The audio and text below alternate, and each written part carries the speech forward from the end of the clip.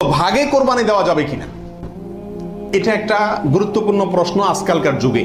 কারণ কোন কোন ওলামা একরাম বলছেন ভাগে কোরবানি দেওয়া যাবে না, বরং গরু হোক আর ওঁট হোক, যত বড় পশুই হোক, দিলে একজনের পক্ষ থেকে দিতে হবে, 7 ব্যক্তির পক্ষ থেকে যথেষ্ট হবে। এই যে কথা প্রচলিত আছে, এটাকে অনেক কোন কোন ওলামা একরাম কি করছেন, অস্বীকার করছেন। আসলে সঠিক কোনটা, এ ব্যাপারে আগেই বলেছি যে একাডেমিক আলোচনা খুব বেশি লম্বাচড়া করার ইচ্ছা নাই এবং সুযোগও নেই।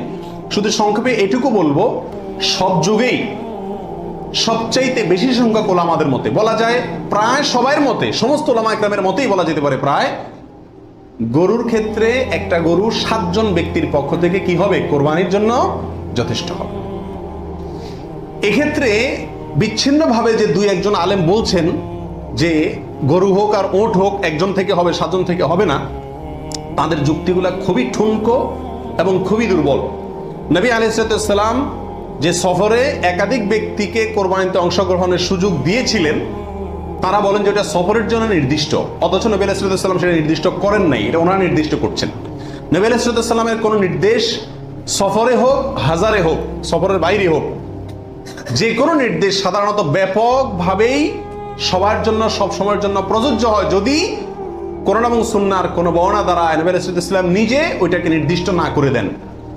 তিনি সফরে যদি কোনো নির্দেশ করেন, ওই সফরের বাইরের জন্য সেটা কার্যকর হবে কি হবে না? যদি কেউ সফরের জন্য নির্দিষ্ট করতে চায়, তাহলে তার জন্য পৃথক দলিলের প্রয়োজন।